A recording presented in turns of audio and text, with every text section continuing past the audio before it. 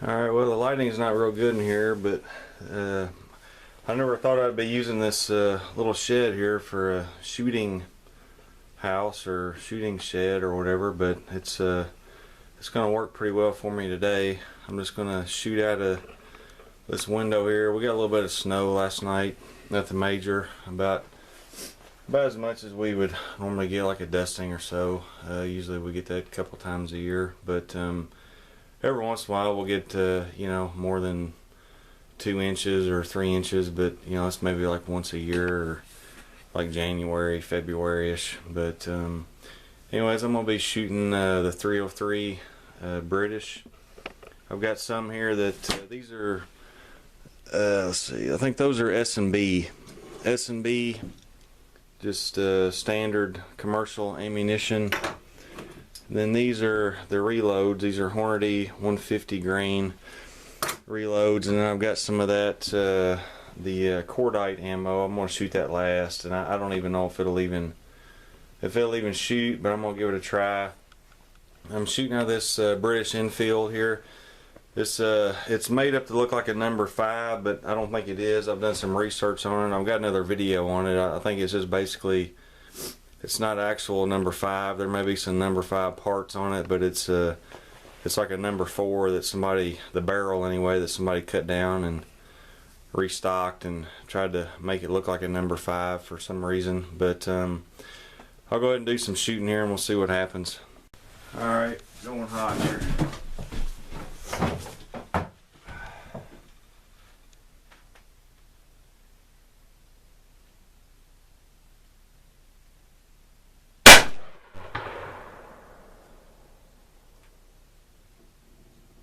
I don't think I got a chronograph reading on that one.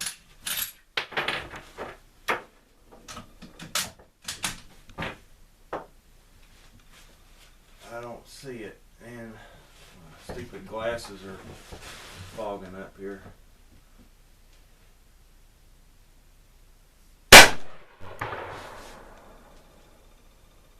It's like 2577.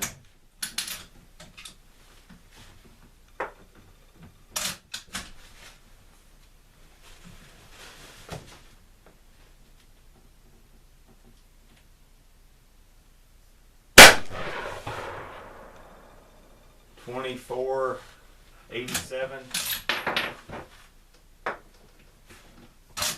Tell you one thing, I haven't shot this gun a whole lot, but this thing kicks like a mule.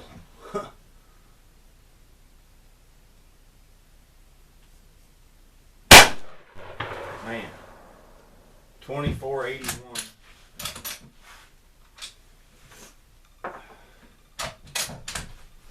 All right, this is the last of the S&B.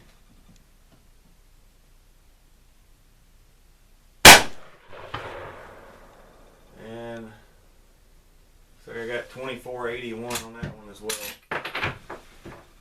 So yeah, this thing, it kicks like a mule.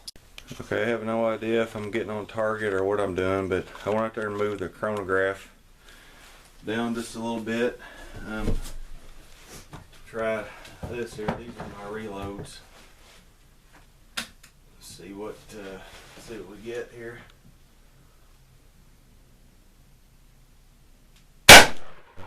Ooh. 24.22. Deep on this side.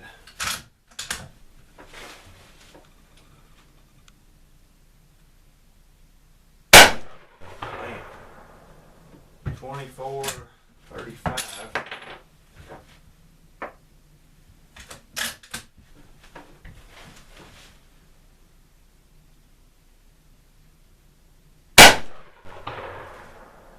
$24.18, and so far these are looking pretty good. Don't see any problems with the brass.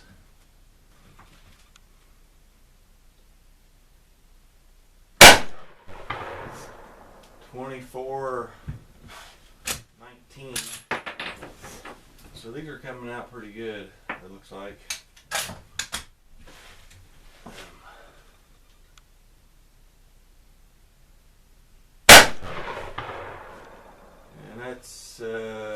2401. It looks like. So there's those. And the last thing I've got is these Cordite. It's Cordite ammo, and I have no idea really what to expect from this. I think I'm just going to shoot 4 of these, and if they even go off, I'll be happy. If I have a hang fire or something, I'm just going to stop and call it a day.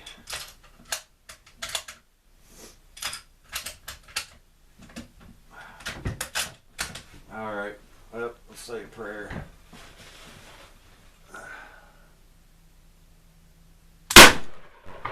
Huh. Yeah, there's a little bit of a delay in that. I could definitely feel a difference. Pull the trigger, there's about a half a second delay. I got an error on the chronograph. Oh my gosh. 24:45. Yeah, these are almost like shooting a muzzle loader. There's a bang, there's 2 bangs. I don't know if you can hear it on the video or not. But there's like a bang and then another bang. Alright, well, that's more of a straight up shot there. 23:52 on that one. The last one, I'm sure we'll get him in there.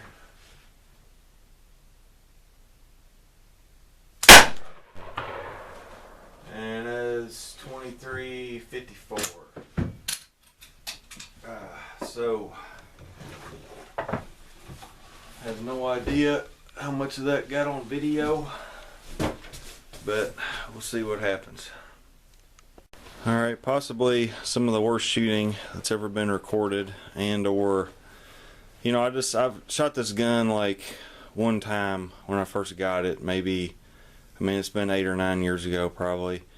I just don't shoot it much. I just bought it in a pawn shop because I thought it was cool. I thought it was a number 5. I've got a whole nother video on that, but probably not the most accurate gun that you're going to shoot. But anyways, this is the group right here, and I don't even know what that is. Probably, you know, 8, 9, maybe 12-inch group right there. That's what the S&B. My reloads, I did a little better. It looks like I was trending low, and I mean, it's probably to do with the sight and different things, but this is this group here. I mean, that's probably, you know, 7 or 8 inch group. I got 3 down here that are pretty good, and then these 2 up here, I don't know if they got away from me or what, but anyways, that's the reloads. And then the Cordite stuff, I actually only got 3 on cardboard. Then they're at the very bottom, which I guess out of 4 shots, which I don't know where the 4th shot went, but I mean, that's not too bad right there. That's maybe 3.5 inches right there. And I have no idea what order I shot the shots in, you know, but those 3 shots there grouped pretty well. These 2 up here, they were way out there. And then this one, strangely enough, they had the one up here on paper, then everything else is way down here, you know. So I don't know, like I said, not the most accurate gun, and I mean, I was shooting through the chronograph. Sometimes it makes me cheat a little bit up or down, you know, depending on what I'm doing, but so I don't, you know, blow it apart. But we'll go ahead and I'll try to get this these chronograph numbers in here, and then we'll do a wrap up on this video. Alright, well, there's the Enfield that I was shooting, and I was just using this the rough, you know, the combat peep sight. I didn't, you know, use the dial-up sight, just the rough combat sight.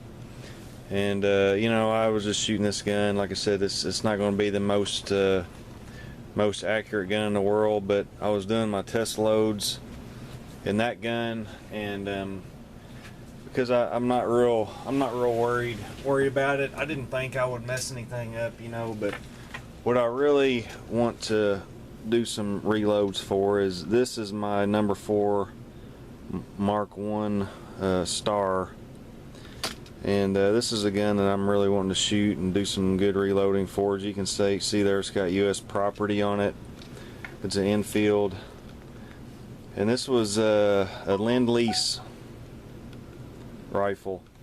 And if you're not familiar with the Lend-Lease rifle or the Lend-Lease program, look it up, because it's a pretty interesting program that we did during World War II to kind of help out some people, but not really get in the war. But I really like that rifle. I like the history about it, and I want to do some shooting. But first I was going to shoot this one, and if I can get focused in here, I'll show you. I've just written down the numbers there. Sorry, this video is going to be pretty awful, but the S&B, which are these guys right here that I've had for a while. Got those, I guess, when I got that gun there. The numbers on them were pretty bad. Of course, the first one I didn't get a reading. The last one it didn't get a reading either. I only got 3 readings, and the average is 25-15, standard deviation 43, extreme spread 96. What was funny is when I was shooting these, I wasn't really looking at them that much. I was more examining my reloads. But after I got to looking at these, and if you can see this, it's like the primers are almost. It's like they're almost backing out of them, which is pretty crazy, you know, for commercial ammo. So, you know, that's something to kind of worries me about those. Whereas these are my reloads, you know, and this is once fired PPU brass that I fired, and that's a CCI large rifle primer, and you can see there, I mean, there's no signs of anything crazy at all with those. And so these, you know, these are pretty good. And, you know, strangely enough, I mean, these aren't probably the greatest numbers that anybody's ever shot, but they're you know, I was pretty happy with my first you know, reloads with this. And I just used the powder that I had in my Lee Perfect powder measure. The IMR 4895, which is like a stick powder, and there's really only one load that's shown for this on Hodgson's website, and I kind of, you know, tinkered around with it until I could get it kind of where I wanted it. But at 43.5 grains is what I ended up with, and you can see the numbers there. It's the average is 24.19, which is right there in the middle of everything. Standard deviation 10.8, extreme spread 34. So, you know, using the Lee Perfect powder measure, and you know, using the stick powder and everything, just for doing my first reloads, I thought it turned out pretty good. And you know, there's the bullets that I use. They're specifically for, you know, the 303 caliber. And then the last ones I shot were these, which I have a whole nother video on. It's the Mark 7 303 IDA POF.